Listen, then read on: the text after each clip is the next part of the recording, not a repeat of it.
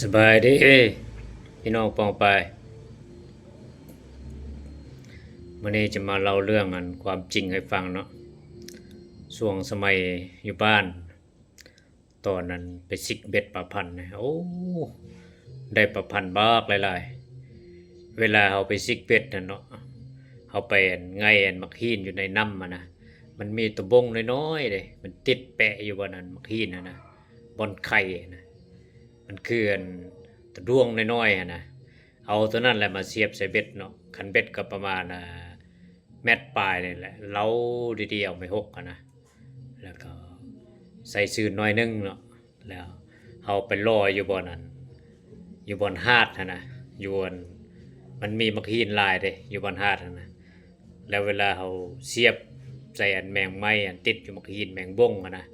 ใส่ละลอนเวลาเขาจับขันเบ็ดเนาะอันตึกเบ็ดใส่ปลาพันนะตึกตึกตึกตึกตึกตึกอย่างนี้แหละมันกินเนาะมันเนี่ยกินนะตรุกอย่างนี้ทกมาแล้วก็แกว้งปลาพันนะให้มันเมาเมิดแล้วก็ยังใส่ข้องนะจนได้เต็มข้องบักลายๆปลาพันเนี่ยปลาพันซ้ำมันนิ้วมือเนี่ยบางโตในฮอดซ้ำโปมือนี่เลยบางโตก็บ่ใหญ่หลายบางโตก็ประมาณนิ้วซี่นี่แหละโอ้ขักขนาดม้วนขนาดเนาะเวลานั้นนะได้ปลาพันบักหลายๆเนี่ยดีใจเอาแท้ว่าปลาพันธุ์มันมีหลายเพราะว่าอยู่น้ำอู่นะเพราะว่าน้ำอู่มันใหญ่สำน้ำคลองเลยน้ำมันบากใสๆนะต่อแห้งลอยเรียนตึกไปอยู่วันนั้นกองมักฮีนะเนาะรอมันนะแล้วปลาพันธุ์มันก็กินแล้วก็ทกมาแล้วก็แกว่งแล้วก็ใส่ข้องโอ้รู้สึกว่าสนุกสนานหลายได้ตอนนั้นอยู่บ้านนะเป็นตาโซนปลาพันธุ์บากหลายๆอยู่ตามมันกองมักฮีนอยู่ตามมันหัวหาดนะมันมีปลามันแดแล้วก็ปลาม่อมแดบางเทื่อก็ถือกลายอยู่เพราะว่าหลังจากนั้นเราก็เก็บตะบงเนาะตะบงอยู่กองมักฮีนนะไงเอาแล้วก็เก็บใส่ว่านั้นกระป๋องน้อยๆนะแล้วก็เสียบใส่เบ็ดนะแล้วก็รออีกรอปลาพันธุ์นั่นแหละมันเวลามันกินแล้วก็เอาก็ทกมาแล้วแกล้งกันให้ปลาพันธุ์นั้นเมาหน่อยหนึงแล้วก็จึงคอยใส่ข้องแล้วบางตัวเนาะตอนนั้นในห้องเพลงอันมันดีใจลายมันเพลินนะ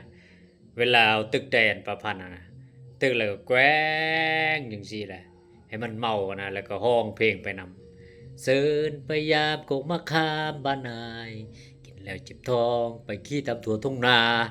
แกล้งไปแกล้งมาแล้วปลาพันธุ์นั้นตกซ้ำโอ้ยกำลังดีใจเอาแท้ว่าม่วนเอาแท้ว่าบัดอันแกล้งไปกำลังม่วนอันเพลินใจนะพอดีปลาพันธุ์มันก็ตกปิ้วไปอยู่น้ำมันแหละเอาไปมาบ่ได้ซ้ำมันนะบางตัวก็ได้บางตัวก็บ่ได้นะโอ้ทางห้องเพลงทางซิกเวตอันปลาพันธุ์ไปป้าเถอะมีความสุขขนาดเอาเข้าไปกินนำเลย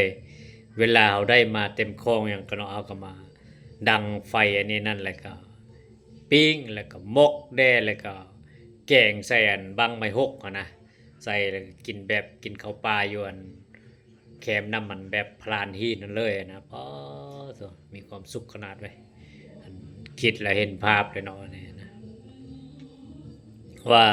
ปลาพันธุ์ยังบากหลายๆอยู่ตามมันน้ำอูนะกันเอาดูมันเนี่ยก็ตะแห้งกินปลานะตอนนั้นมันมีปลาจาดปลาปากแล้วก็ปลาคิงปลาม่อมแล้วก็มีปลาพันธุ์นั่นนี่แล้วก็ปลาเผามันมีหลายอย่างเลยนะเวลาเอาซิกอย่างเนาะใส่เหยื่ออย่างรอไปเนี่ยโอ้มันยวนก้องมันพลานหินนะมันออกมากินมันโอ้มันขนาดเว้ยกินอันเบ็ดนะเวลาดึงออกมานะมันตุกตุกตุกตุกตุกตุกตุกจังสิกันเทือกันตัวอันปลาเนี่ยก็ปลาเผานะมันก็ใหญ่เติบเลยเนาะเวลาเอาดึงมาเพราะบอกหนักๆมือจนสั่นตุกตุกตุกตุกตุกอย่างนี้ยกขึ้นมาเกือบบ่ขึ้นนะว่ามันแห้งเนาะอยู่ในหัวหาดนะโอ้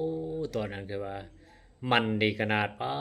ต้องมีกำลังใจขนาดเลยตอนเวลาเราได้ปลานะแบบมันคือแบบมัน มีความสุขหลายอะนะแบบมันเวลาเราตึกเป็ดแล้วได้ปลาหลายเนาะมื้อบ่ได้ก็ธรรมดานั่นแหละคือเข้าใจอะนะ